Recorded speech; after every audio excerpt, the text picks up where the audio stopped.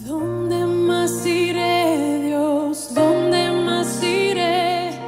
Tienes palabras de vida eterna. ¿Dónde más iré, Dios? ¿Dónde más iré?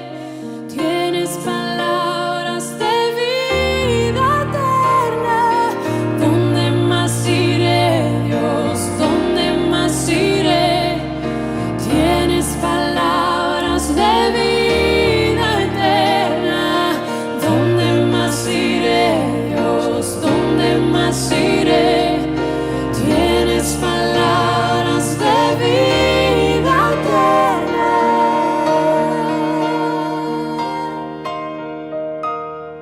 Si a alguno le falta, se lo pide y ella se lo va a estar dando.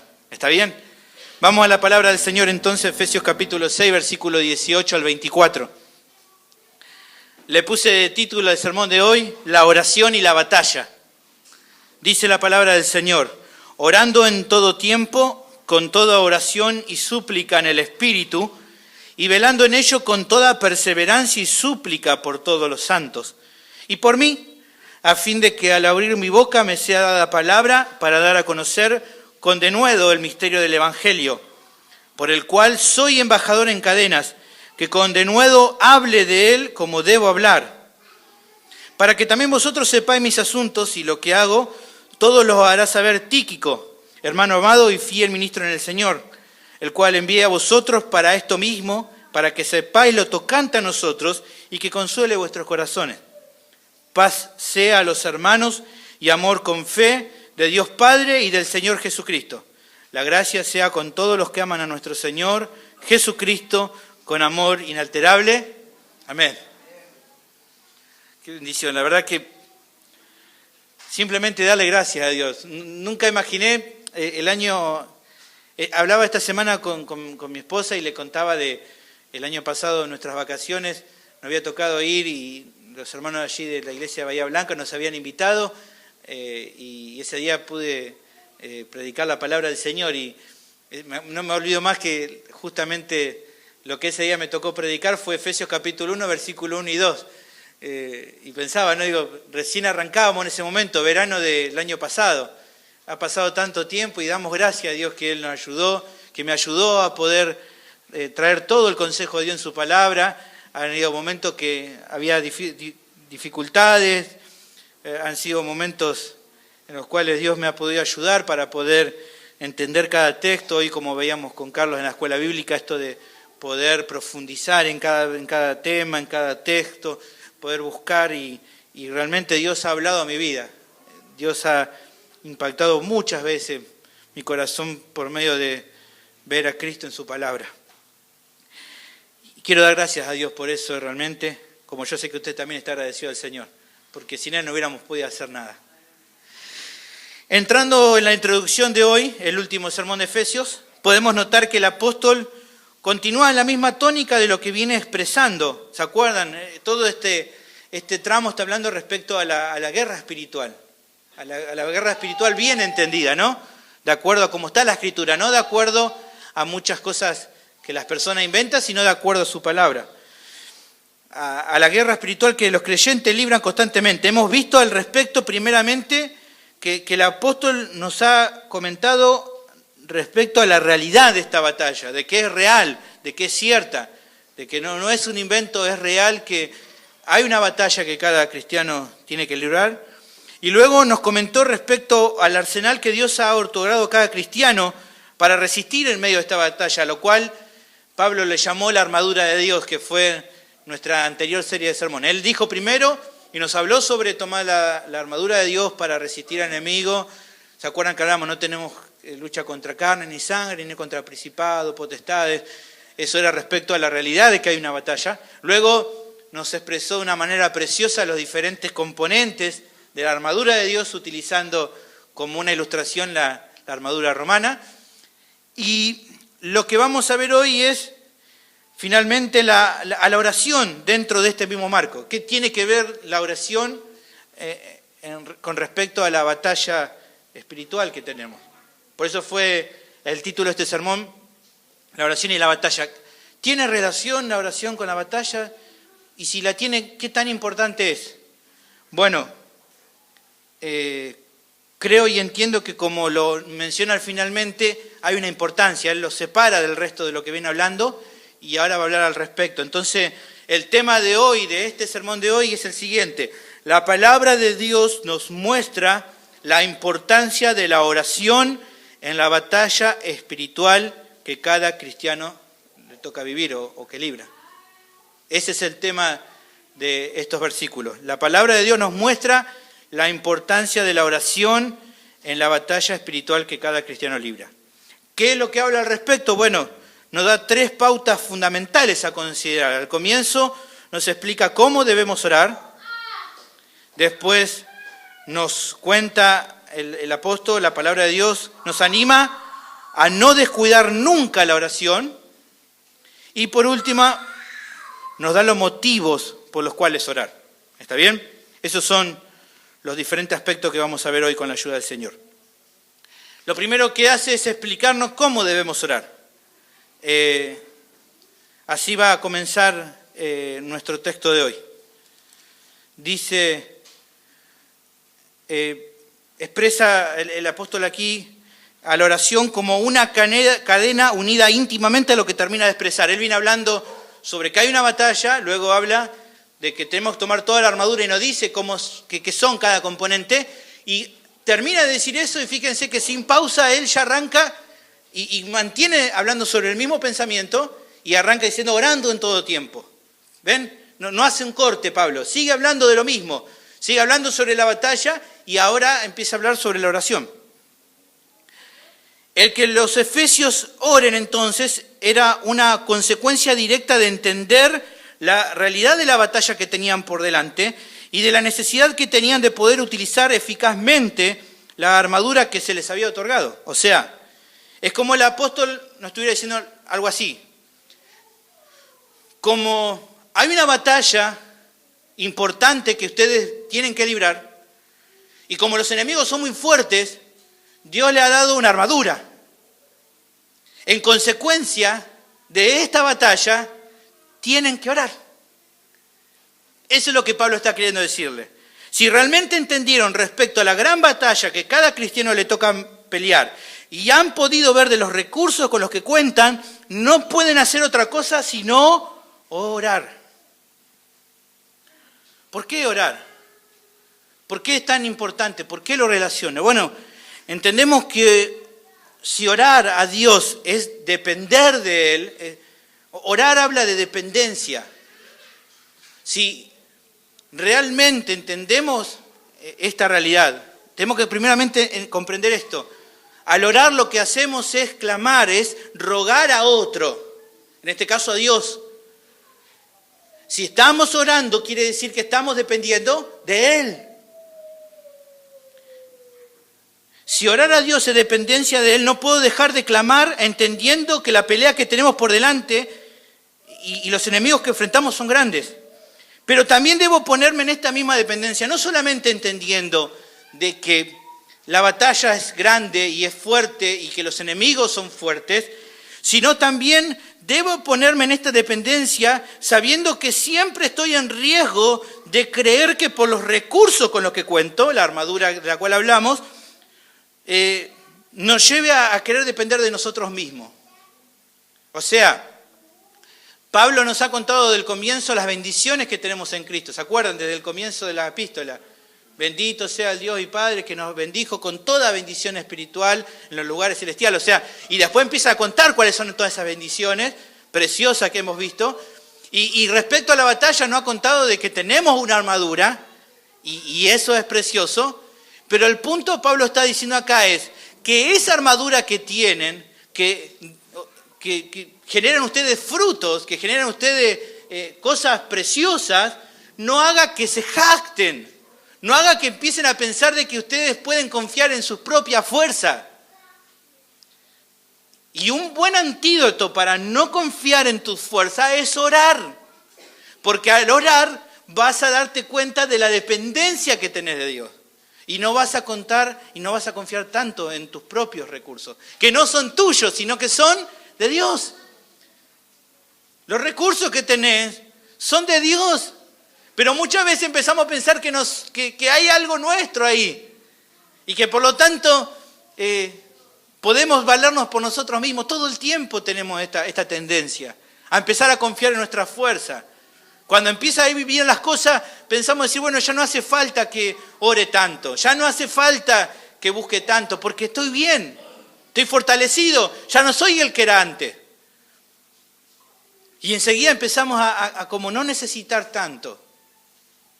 Todo el tiempo nos pasa esto. A veces lo hablo con algunos hermanos, me dicen, es como que ahora estoy mejor y ahora me cuesta un poco buscar. Claro, porque empezamos a confiar en nuestra fuerza, porque vemos que está mejor la cosa en mi hogar, porque ahora soy más tolerante y entonces está mejor la cosa en casa, porque veo que empiezo a combatir a mis adicciones, a mis problemas que tenía antes, veo que mi carácter ha mejorado, entonces empiezo a creer de que ya no necesito tanto de Dios, cuando es todo lo contrario. Es todo lo contrario. Necesito depender de Dios. ¿Y cómo hago para ir tratando eso? Necesito orar. Porque orar, ¿qué es también? Humillarme. Como cantamos hoy, me postro. ¿Y quién es el que se postra? El que se humilla. El que reconoce que no puede valerse por sí mismo. Si el cinto, la coraza, las sandalias, el escudo, el yelmo y la espada, ¿se acuerdan los componentes de la armadura? No están recubiertos de oración, puedo llegar a sucumbir a mis pensamientos carnales y legalistas de confiar en los resultados que proveen y no en Dios que me los ha otorgado. Empiezo a pensar que esa justicia me es propia, empiezo a pensar que esa fe me es propia, que yo me la generé, cuando entendemos que esa armadura que tenemos no es nuestra, es de Dios. Por lo tanto, la oración no solo me hace depender del Señor, sino que ataca a mi ego, a mi carne, que es la que no quiere someterse al cielo. Pero fíjense que orar, dijimos que es una actitud que nos lleva ¿a qué? A humillarnos. ¿Por qué? Porque en la oración lo que hacemos es depender de otro, depender de Dios. Y es llamativo realmente notar que siendo la oración una acción que me lleva a depender de Dios, eso no está en su bosquejo. Escúcheme, dice, es realmente llamativo notar que siendo la oración una acción que me lleva a depender de Dios, hoy en muchas congregaciones evangélicas se haya transformado en una actitud en la cual Dios depende de mis palabras para obrar. Es llamativo, pero se cambió totalmente esto. Yo oro porque dependo de Dios, de que Él obre para que entonces pueda sostenerme en la batalla. Ahora pareciera que las cosas cambiaron y en un sentido Dios está atado de pies y manos de acuerdo a lo que yo le pido. Si yo oro y le digo, Él entonces hace. No. Si Pablo estuviera aquí, diría, Megenoito, de ninguna manera. ¿Cómo nosotros vamos a hacer que Dios actúe de acuerdo a lo que nosotros queremos? Si es al revés. Es como si cambiáramos, es como que el profeta Samuel podía decir, ¿se acuerdan? Habla, Señor, porque tu siervo oye. Y hoy pareciera que muchos con soberbia dicen, oye, Señor, porque tu siervo habla. ¿Ven por qué es necesario estudiar la palabra? Porque las personas empiezan a torcerlo. Es triste, hermano. Pero todo este movimiento humanista hoy se ha instalado en nuestro país. Y no hace falta que se lo diga. Hay un lobo vestido de oveja que dentro de poco va a estar acá muy cerca, en zona norte, y que habla mucho de esto, de que vos decís, entonces Dios hace de acuerdo a lo que vos decís. Nada que ver, hermano, nada que ver. Nada que ver. Él es Dios. Por eso oramos. Oramos para que entonces Él pueda hacer su voluntad. No para que haga lo que yo quiero. Tengamos siempre, hermano, el cuidado especial de no ver a la oración como una declaración que quiere torcer con orgullo el brazo de la voluntad de Dios. Primeramente porque eso es imposible. Dios va a hacer lo que Él quiera hacer. Esto es así.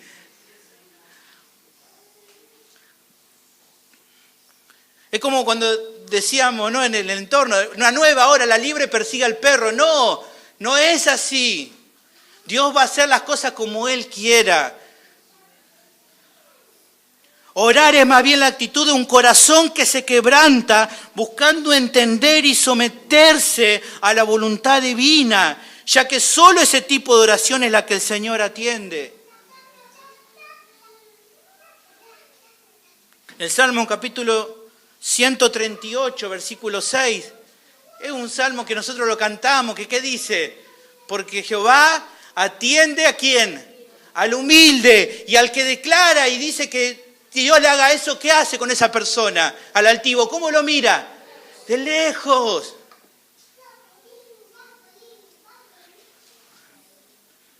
Pero el hombre cree que puede hacer lo que quiera, y no es así, hermano. La oración no es eso. No es eso. De ninguna manera es eso. Luego de expresar la acción de orar en medio de la batalla, luego de decir oren, Pablo involucra el tiempo en el cual debemos recurrir a la oración. Volvemos a nuestro texto. Dice oren y dice ¿cuándo? En todo tiempo. Es interesante que los judíos tenían sus tiempos específicos para orar, de acuerdo a sus costumbres. Ellos tenían horarios en los cuales oraban. Pero Pablo establece que la iglesia debía considerar a la oración como algo diario y continuo para ellos. Hechos capítulo 2, versículo 42 dice, la iglesia que hacía y perseveraban en la doctrina de los apóstoles, en la comunión unos con otros, en el partimiento de pan y en qué más perseveraban. En las oraciones. Ya no hay un horario. Constantemente oraban. Hechos capítulo 12, versículo 15. Pedro estaba encarcelado. Perdón, Hechos 12, 15 no, ya te digo exactamente cuál. Es un poquito más atrás. Hechos, pido perdón ahí, anoté mal el versículo. 5 era, no 15. Así dice que Pedro estaba custodiado en la cárcel. Y fíjense lo que hacía la iglesia. Pero la iglesia hacía sin cesar oración a Dios por él. Había una necesidad, ya no había horarios para orar. ¿Qué hacían los hermanos? Constantemente oraban por Pedro. Y no porque sean hombres de mucha fe. Oraban porque entendían que era necesario orar todo el tiempo. Fíjense que no había mucha fe que cuando Dios obra y Pedro es liberado, llega a la casa donde estaban orando y nadie creía. Va a recibir una... ¿Qué gente de mucha fe? No tenían mucha fe, oraban. No eran grandes hombres de fe. Ellos oraban. Y que llega ahí, Rode, la abre, ¿no? Y Pedro dice, está acá en la puerta Pedro. No puede ser. Y parece que se habían olvidado que estaban orando por eso. Tenían poca fe, pero oraban. Yo me siento identificado con ellos, porque ¿cuántas veces oramos y Dios obra y decimos, ¿será que ha orado Dios? ¿No? Hermano, esta era la misma enseñanza que nuestro Señor Jesucristo había dado a sus discípulos. Lucas capítulo 18, versículo 1 hablaba respecto a orar. También le refirió una parábola sobre la necesidad de orar siempre. Siempre orar. Siempre orar, hermano. Por lo tanto, orar debería ser tan regular para nosotros como cualquier otra actividad cotidiana. Por la mañana nuestro devocional, sí, qué tiempo precioso ese para orar.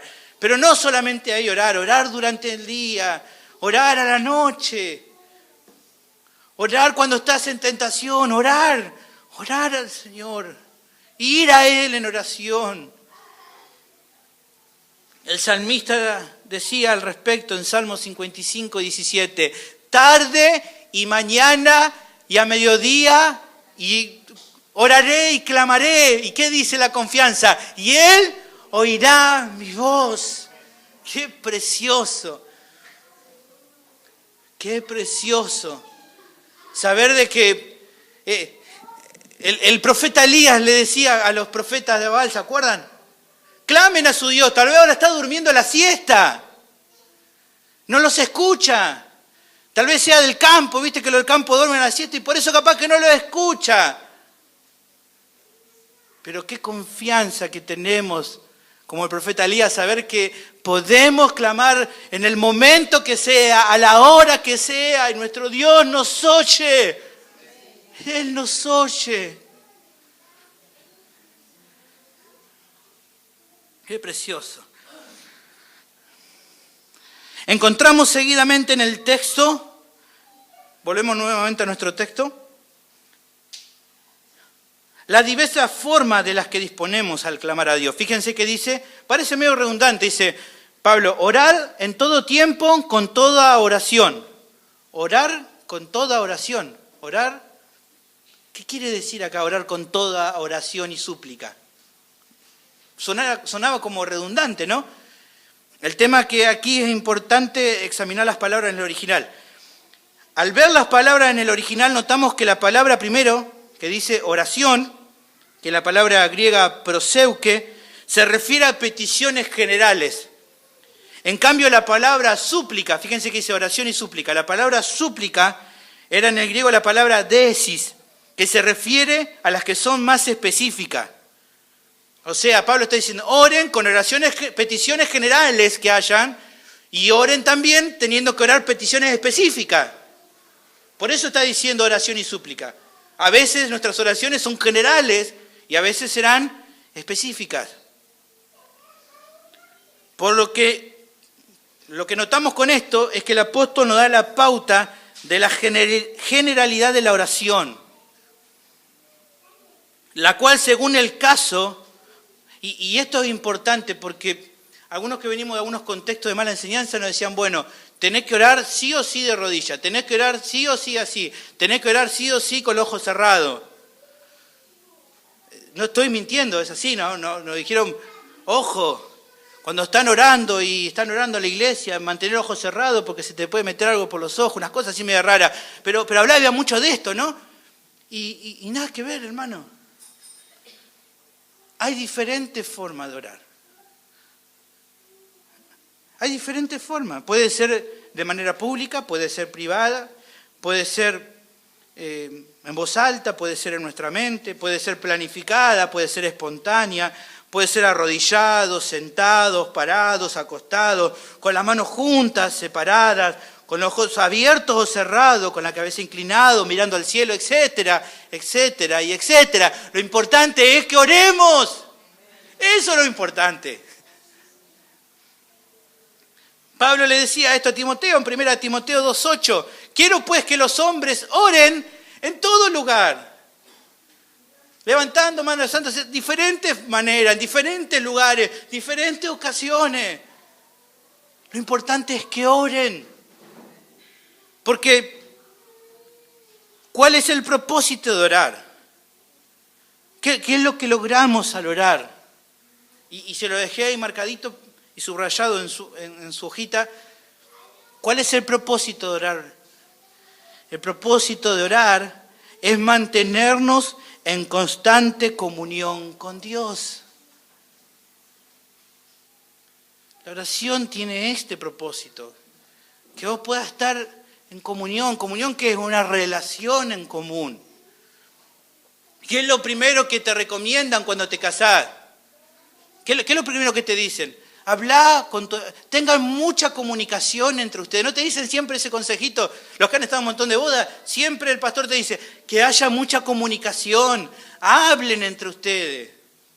¿Por qué? Porque en esta comunicación va a estar la relación bien, porque él va a saber, la otra persona va a saber lo que vos querés y vos vas a saber lo que él quiere de vos.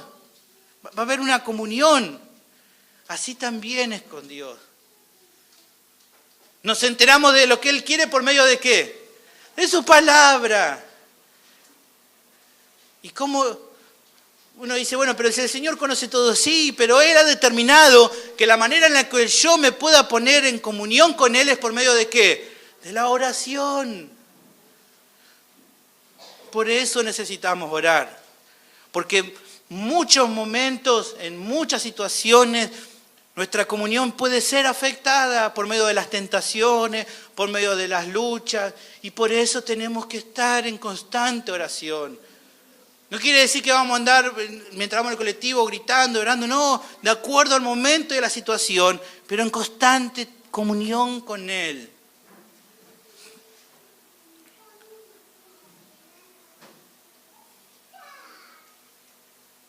Hoy Carlos nos contaba, ¿se acuerdan de la escuela bíblica? Él está escuchando la palabra, está ahí, pero está con el ojo abierto. Imagínense con el ojo cerrado se puede agarrar un dedo con la máquina. Pero uno está en comunión con el Señor.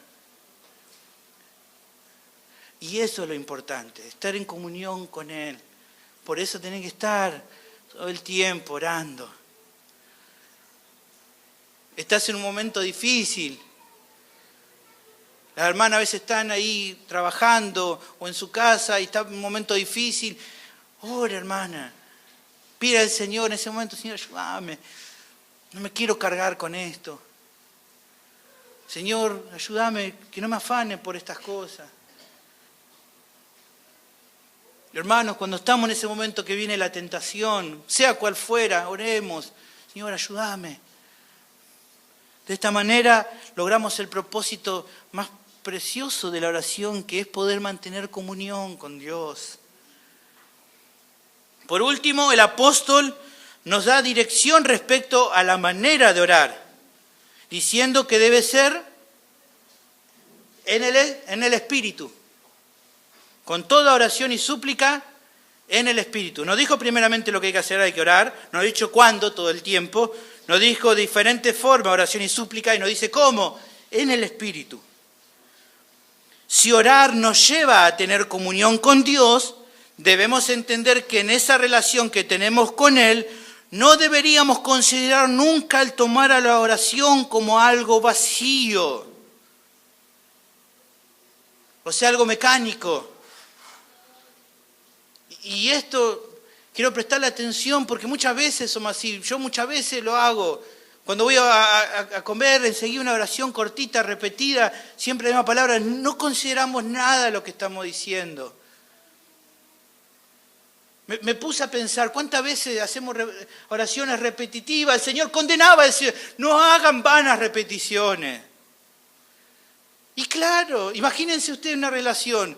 Imagínense si a mi esposo solamente le digo, sí, amor, sí, amor, sí, amor. ¿Qué me va a decir? Mírame, hablame, no me repitas siempre lo mismo. ¿Y por qué pensamos que podemos orar con Dios así?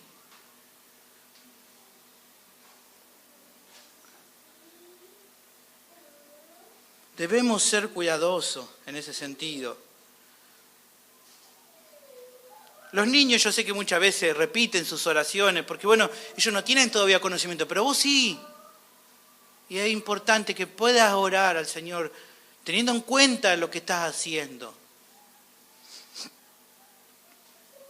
No tiene que ser algo vacío, pero tampoco orar de una manera desordenada o con malas motivaciones.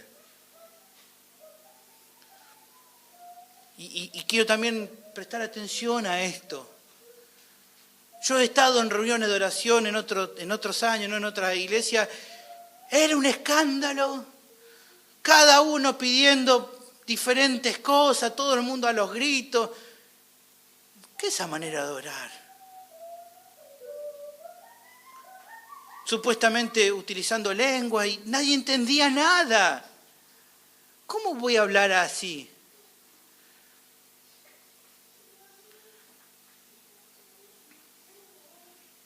No, hermano, seamos ordenados al momento de orar. Oremos entendiendo lo que hacemos. Y ser cuidadoso también de que no haya malas motivaciones. Muchas veces la palabra de Dios es clara, dice, a veces oran y no reciben porque oran mal, porque oran de acuerdo a lo que ustedes quieren y no de acuerdo a la voluntad de Dios. Piden para sus propios deleites.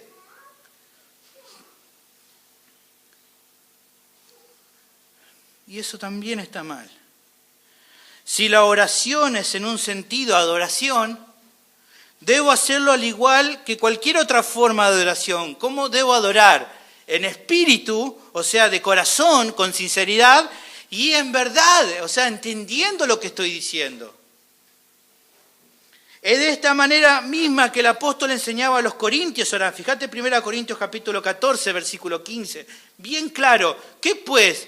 Oraré con el espíritu, o sea, de corazón. No está hablando del Espíritu Santo, de una oración sincera que salga de adentro, pero oraré también con el entendimiento. No voy a decir cualquier cosa. Cantaré con el espíritu, pero cantaré también con el entendimiento.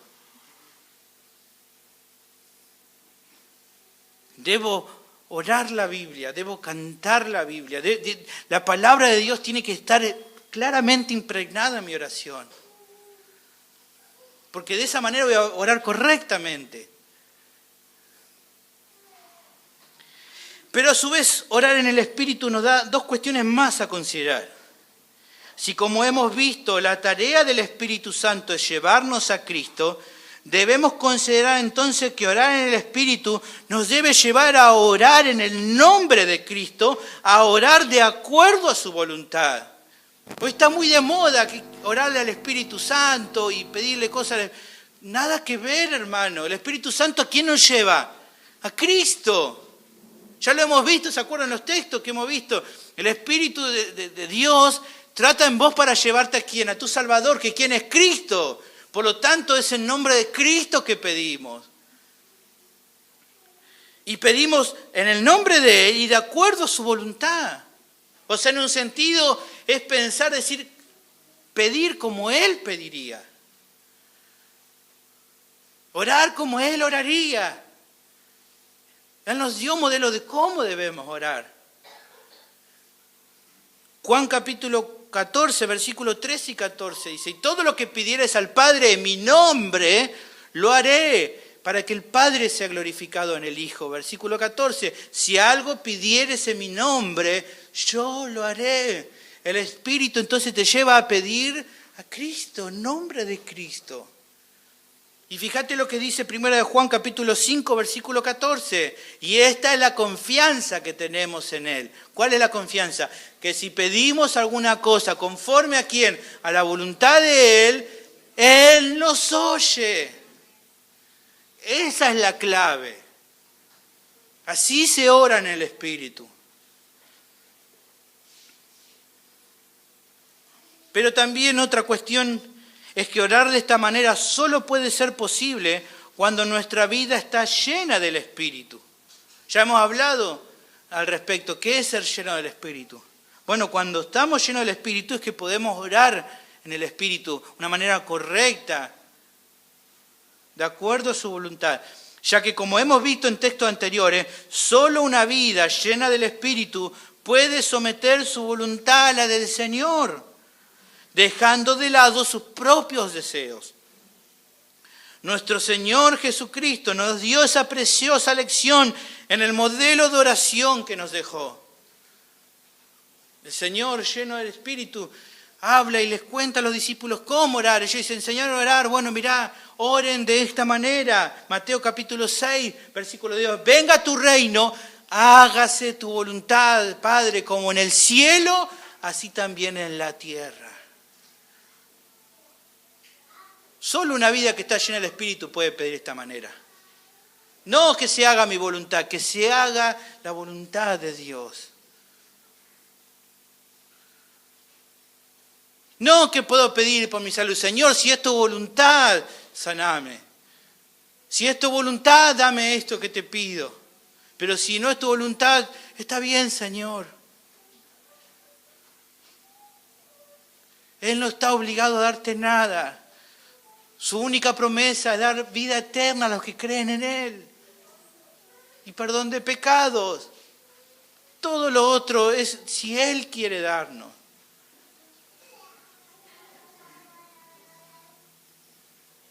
Y Él mismo fue un ejemplo para nosotros.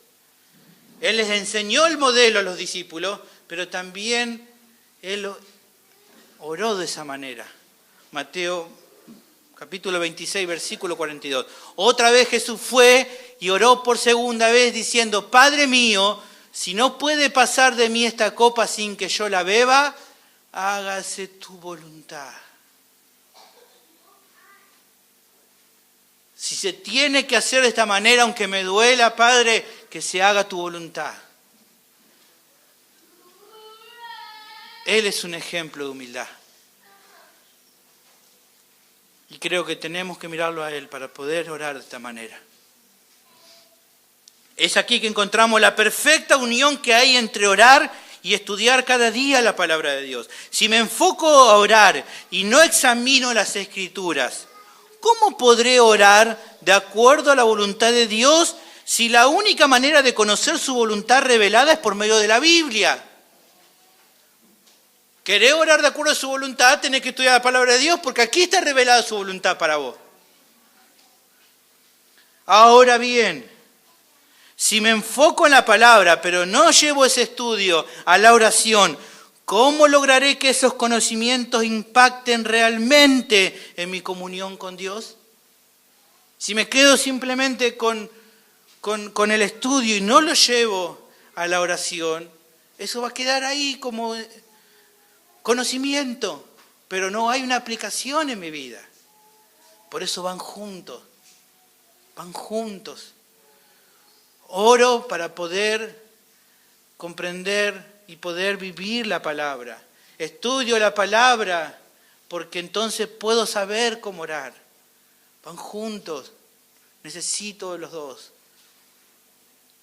Seguimos con nuestro texto.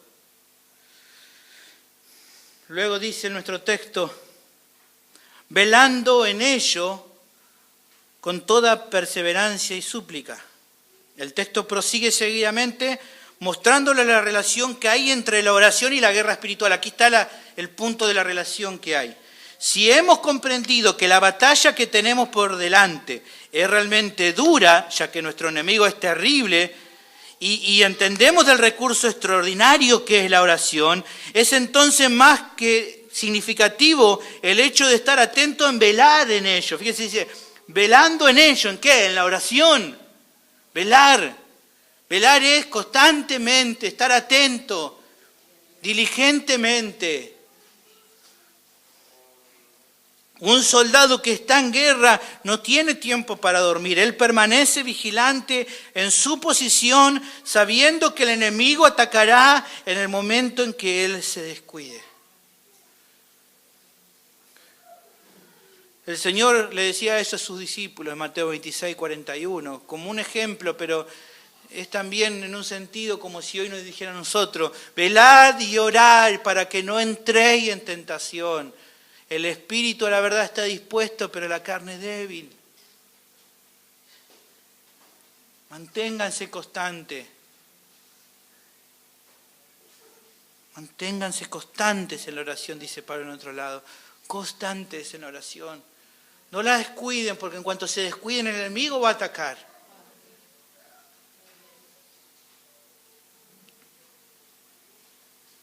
Al pensar en ello es que el apóstol remarca la importancia de que esta vigilancia constante sea realizada con toda perseverancia y súplica. Ya habíamos visto que la idea de súplica es respecto a peticiones específicas, ¿se acuerdan?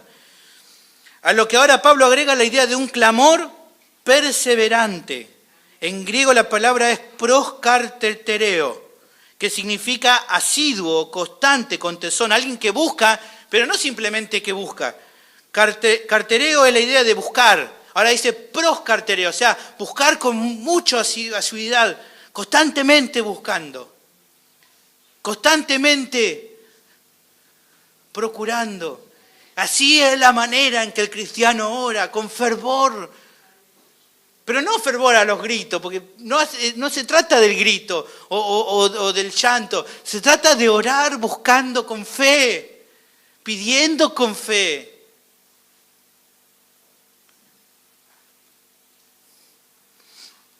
Una clave de orar, como vimos, es que no desmayemos, sino que nos mantengamos en oración. Lucas capítulo 11, versículo 9, el Señor dijo, claro, yo os digo, Pedid y se os dará, buscad y hallaréis, llamad y se os abrirá.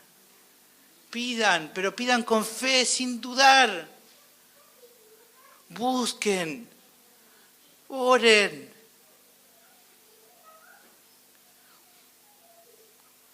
Algunas personas enseguida se rinden. Dicen, no, bueno, ya está, lloré, listo, ya se lo dejé al Señor. No, orá, hermano. Orá, seguí orando. ¿Se acuerdan ese himno viejito que cantamos? Sigue orando, aunque ruja en tempestad. Sigue orando. Seguí clamando. Seguí pidiendo.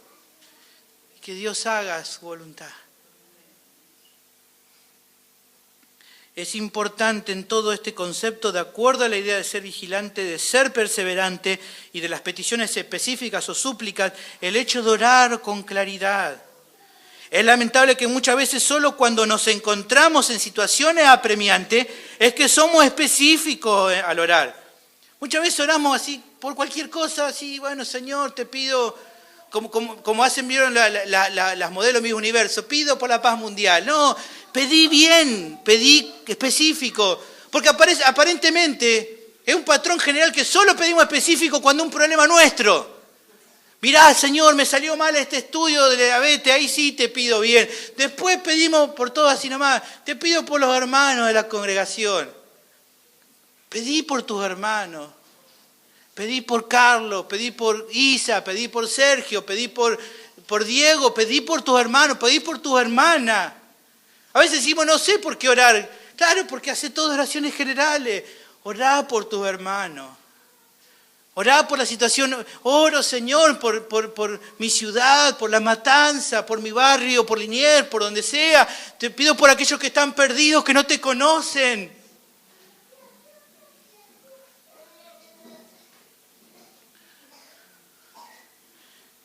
Es muy lamentable, a veces simplemente cuando un problema nuestro ahí somos específicos. Después, rápido, una oración general y ya está. Que no sea así. Pablo era específico en sus oraciones por lo demás. 2 Timoteo capítulo 1, versículo 3 dice, doy gracias a Dios, al cual sirvo desde mis mayores con limpia conciencia. Que ¿qué hace? ¿Cómo oraba? Sin cesar me acuerdo de ti en mis oraciones, noche y día, ¿ves? Oraciones específicas. Oro sin cesar. Oro por vos, Timoteo. Día y noche oro por vos. Oraciones específicas. Con claridad. La última pauta que vamos a considerar hoy, con esto vamos a terminar, es justamente una forma clara y específica de orar. Aquí Pablo nos va a dar los motivos por los cuales orar. Versículo 18 en adelante. Dice ahí, velando en ello con toda perseverancia y súplica, ¿por quién? Por todos los santos. Luego de expresar la importancia de orar y demostrar la relación que la oración tiene con la guerra espiritual, el apóstol concluye dando las directivas de los motivos principales por los cuales orar de acuerdo a esta batalla. Y el primer motivo que les expresa es que oren por todos los santos.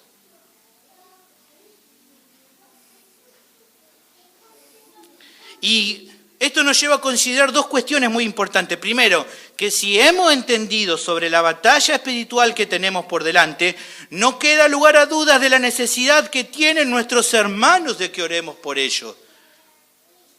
Si hemos advertido de lo dependiente que somos de Dios, ¿cómo podré ignorar de la necesidad que tienen mis compañeros de batalla de que Dios los sostenga en medio de cada conflicto?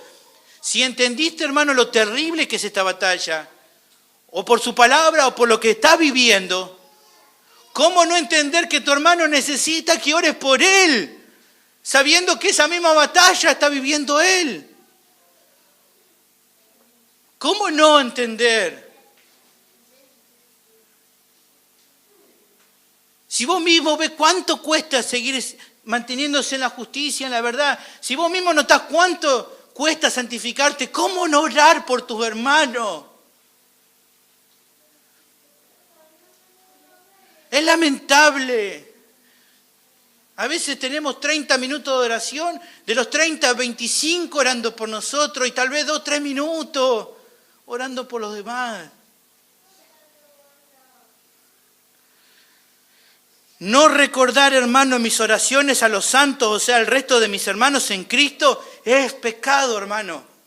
Si querés entenderlo, Dios te va a juzgar por no orar por tus hermanos. Primera de Samuel, capítulo 12, versículo 23, decía Samuel al pueblo: así que lejos sea de mí que peque yo contra Dios, cesando de rogar por ustedes. Si yo dejo de orar, dice Samuel, por ustedes, voy a pecar contra Dios. Y nosotros muchas veces tenemos esta actitud, ni nos acordamos de orar por nuestros hermanos. Somos tan indiferentes a veces a la necesidad de nuestros hermanos. Que Dios nos ayude, hermano. Y aunque el otro aspecto, no está mal que oremos por nosotros, no está mal, hermano, eso, no quiero que me malinterprete. De hecho, el apóstol nos ha persuadido de la importancia que tiene la oración para nuestras propias vidas.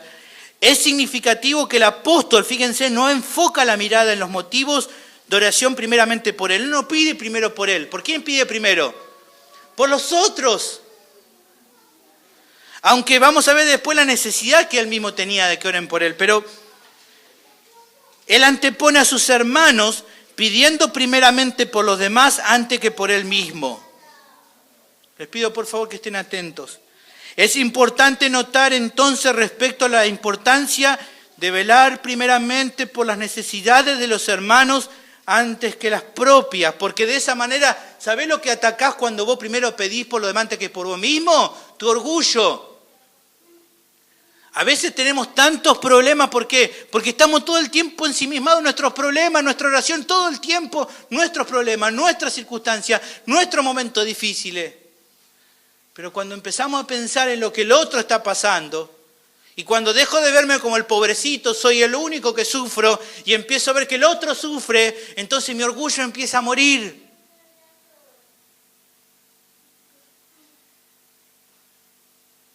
Mi orgullo empieza a ser atacado, porque dejo de autocomiserarme a mí mismo y empiezo a ver que el otro necesita de mi oración.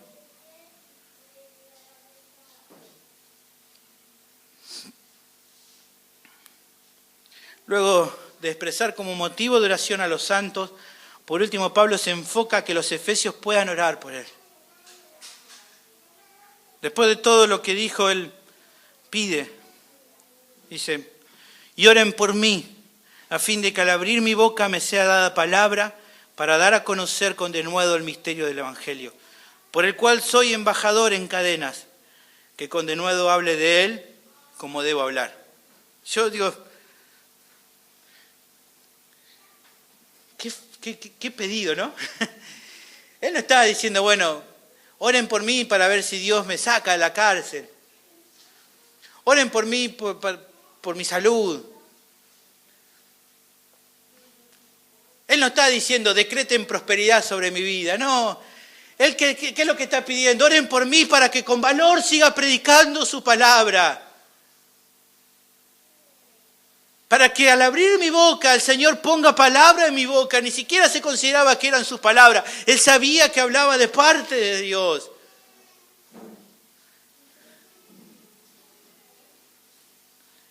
El ruego de él es que Dios le siguiera dando gracia para poder seguir predicando la palabra fielmente. Dice que yo hable con valor de él como debo hacerlo, como debo hablar, fielmente. No cambiando, no diluyendo el mensaje del Evangelio.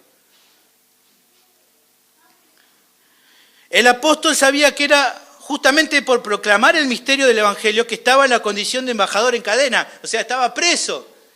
Pero eso no le importaba. Él no estaba preocupado porque estaba preso. A él no le importaba eso, hermano. Solo conocía él sobre su debilidad y de la dependencia que tenía de que Dios siguiera actuando en él para poder seguir enseñando como debía hacerlo y no cambiar su mensaje a pesar de las consecuencias. Eso es lo que él preocupaba. Él decía, yo tengo temor de un día dejar de hablar como debo hacerlo. Oren por mí para que nunca deje de hablar como tengo que hablar. Oren por mí para que Dios pueda seguir obrando usando este instrumento vil. Porque ni siquiera son mis palabras, son las que Dios pone en mi boca. Oren por mí de esa manera. Es realmente importante, hermanos, para cada siervo y sierva de Dios que enseña la palabra de Dios como debe hacerlo las oraciones de los cristianos a su favor. Cuando yo leí esto dije, Señor, esto también es para mí. Oren por mí, hermano. Oren por aquellos que predican su palabra, que gastan de su tiempo, no lo hacen para la gloria de ellos. Pero necesitamos ayuda porque muchas veces viene la tentación de querer cambiar. Por eso necesitamos que oren por nosotros, por todos los que predican su palabra. No simplemente por mí, por todos aquellos que predican su palabra. Porque muchas veces a sí mismos están luchando al ver esa palabra, al ver sus pecados, al ver cuánto cuesta esto. Por eso necesitamos que oren por todos esos siervos que predican su palabra. Y no simplemente aquí. Gracias a Dios tenemos libertad aquí para predicar sobre el Evangelio como hacemos cada domingo, sino especialmente por aquellos hermanos que están en lugares donde no es tan fácil predicar el Evangelio, donde tal vez predicar el Evangelio es una sentencia de muerte, donde estos hombres y mujeres salen y no saben si vuelven a sus casas por predicar como deben. Por último, en tren de que pudieran orar más, él dijo, bueno, oren específicamente. Para esto entonces, para que también vosotros sepáis mis asuntos y lo que hago, para que puedan orar bien por mí, el hermano Tíquico va a ir a visitarlo y le va a contar todo. ¿Ven? Pablo le hablaba en el ejemplo. Para que puedan hablar específicamente por mí, Tíquico va a ir y le va a contar todo respecto a lo que estamos haciendo. Eso le iba a ser de mucha ayuda a los efesios, pero también lo mandaba porque, ¿qué dice? Aparte de contarle todo lo que iban a hacer, versículo 22 dice, el cual envía a vosotros para esto mismo, para que sepan lo tocante a nosotros, para que sepan lo que estamos viviendo acá en la cárcel y puedan orar por mí, pero también ¿para qué? Para que consuele vuestros corazones. O sea, el que estaba preso le mandaba a las personas que estaban libres para otra persona para que vaya y los consuele.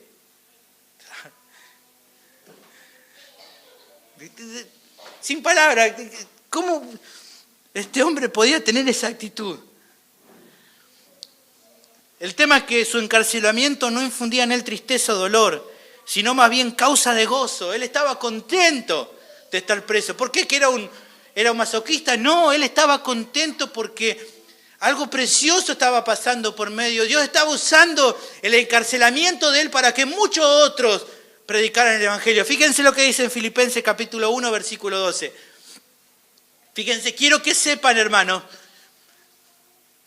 parece que yo me imagino lo está haciendo con un tono de alegría, que las cosas que me suceden, estoy preso, estoy encarcelado, pero no importa, todo esto que pasó ha redundado más bien para el progreso del Evangelio. ¿Por qué? Porque de tal manera que mis prisiones se han hecho patentes en Cristo en todo el pretorio y a todos los demás. Las personas alrededor se acercaban tal vez a Pablo para animarlo, pero él estaba re bien. ¿Y qué pasaba entonces? La mayoría de los hermanos, cobrando ánimo en el Señor con mis prisiones, se atreven mucho más a hablar la palabra sin temor. Ese era el gozo de Pablo. Que Dios usaba su prisión, que Dios usaba el encarcelamiento de él como un medio para que las personas más predicaran de Cristo.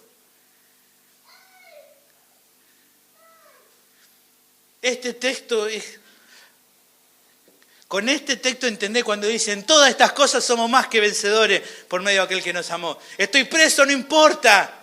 Soy vencedor porque la palabra de Dios no está presa.